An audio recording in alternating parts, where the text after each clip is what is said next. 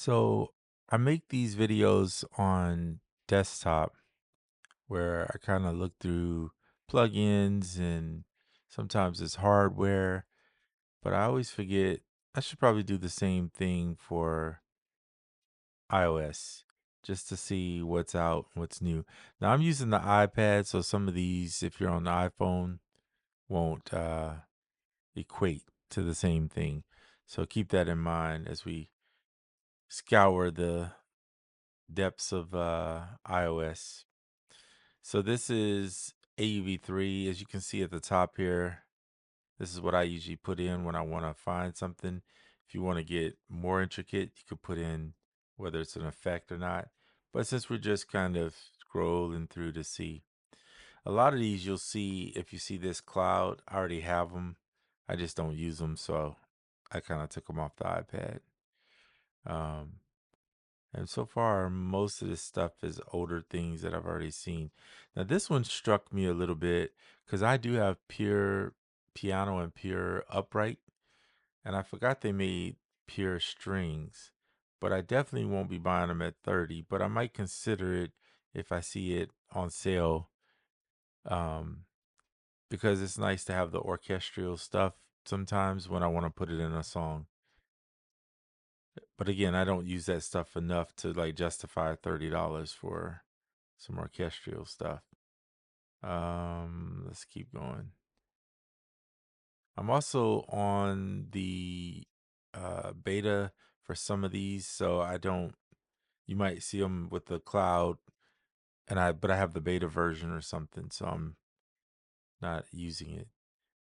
Decent Sampler is actually really nice when it comes to sound. Um, there's some good stuff in there.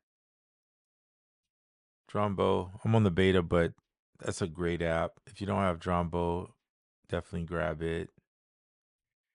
AUM, in my opinion, that's just a must-have on iOS. In fact, the way I'm able to record my voice and scroll through this is because I'm using AUM. So Flux, all the Flux stuff reminds me of Cable Guys vibes. It's like a iOS version of that. So check that out.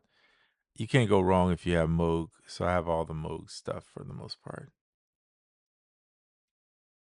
I was kind of disappointed in Blowfield and all the stuff made by Wardoff, but it could be because it's just an old sound that's kind of just been put on iOS. I don't know. Kind of gets boring though to me. Um, yeah, Playbeat is cool. I honestly don't use it like I thought I was. I have it on desktop too, but still don't use it. I end up using what is it? Addictive drums most of the time for my drums. So to create drum riffs.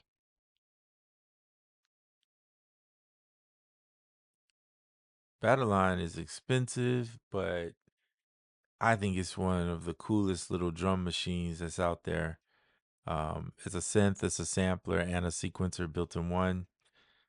So, but if it, and I'm on the beta for it, but if it ever goes on sale, like I won't pay 40 because I don't use it enough. Not because it's not worth it, just because I don't use it enough. Um, but yeah. So let's see what else is out here. You know, iOS is full of synths. Can barely talk this morning. But anyway, yeah, so there's a ton of them if you want that. Of course, iOS has tons of effects. There's no shortage there. I'm not seeing anything that I haven't seen in the last 5, 6 years for the most part on here. Everything seems to be the same thing. I don't know what Echo Flower is, but it looks like a delay, which I don't need. Um, hmm. So yeah, this is fun. Trying to see. Sometimes this reminds me of why I don't use iOS, unfortunately, that much, other than Koala. Testers, not. Yeah, I don't really use. I'm not a like. I don't want to be sound like a downer, but I'm just not a fan of these little apps that do. They're basically like romplers. I'm just kind of past that. I think I'd rather a real sounding instrument. Give me something like a keyscape, a trillion, or something of that nature. But anyway, Groove Rider 2, for those that like that workflow, I did not like it when I tried it. It was just not for me. But I think certain styles of music it appeals to a little bit more. Um, for your modular guys, there's your MyRack. I always wanted to try it, but I know that I'm too lazy to sit there and be trying to figure out how I'm gonna make sounds with cables like that. That's why I never will go modular with regards to buying something hardware wise. I see too many people, they buy so many pieces, they build up this cool modular system and then they don't even use it. It's kind of pointless. And then you see them selling it. So, yeah, I'm definitely not doing that. But for 15 bucks, I mean, and there's in-app purchases to get other pieces, I think. So, that's not too bad. Definitely more of a avenue I would go if I was looking for that. Paul Stretch is free. Say grab that for sure if you like stretching samples like I do. Um, Tonality, in my opinion, will always be a must-have. I think, especially if you're on the iPhone, because you don't have scaler. So definitely get that. Quantum delay. Now I have the quantum freeze, I think it's called. Quantum granular. One of the two. I like that one a lot. Um, I never thought about quantum delay. That might be one I'm interested in. I know it's been out for a little bit, but I might look at it later. I don't want to spend $14.99 for a delay. I'm just not in need of it. So I don't I'm kind of getting better with that, not buying stuff just because, oh, there's something new out. And I don't think anybody should. I think you should buy based on what you're going to actually use. If you know good and well you don't use delays, don't go buy a $15 delay. That would be crazy. You're probably not going to use it.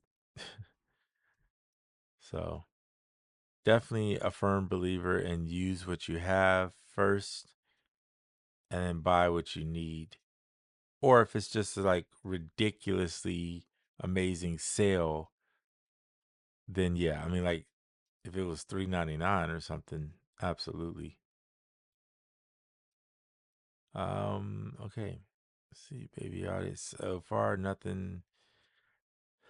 Patterning, I tried it, didn't work for me. I mean, it's cool, but it's like it's kind of gimmicky in its own way. I feel like you could do a lot of this stuff in just a regular DAW, so it didn't move me to stick with it, unfortunately.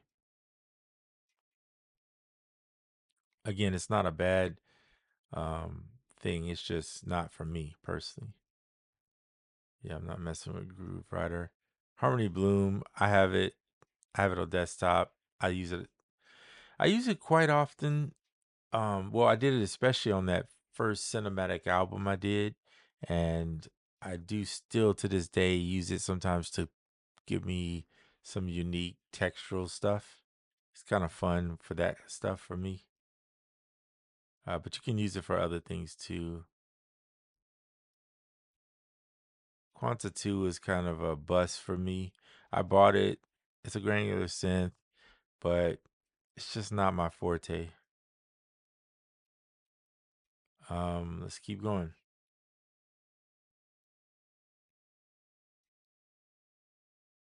Let's see. Is there anything else that just really, like I said, so much of this stuff I already have, but I don't even really use it. And that's kind of where we're at, folks. So there may be some other apps out there. Comment in the sections below. Let me know what apps you use on iOS now, like religiously use, and maybe what your favorite is. And if there's something that's coming out that you can share, that you look forward to, or think people might be excited about, put it in the uh, comments below. And we'll see you on the next.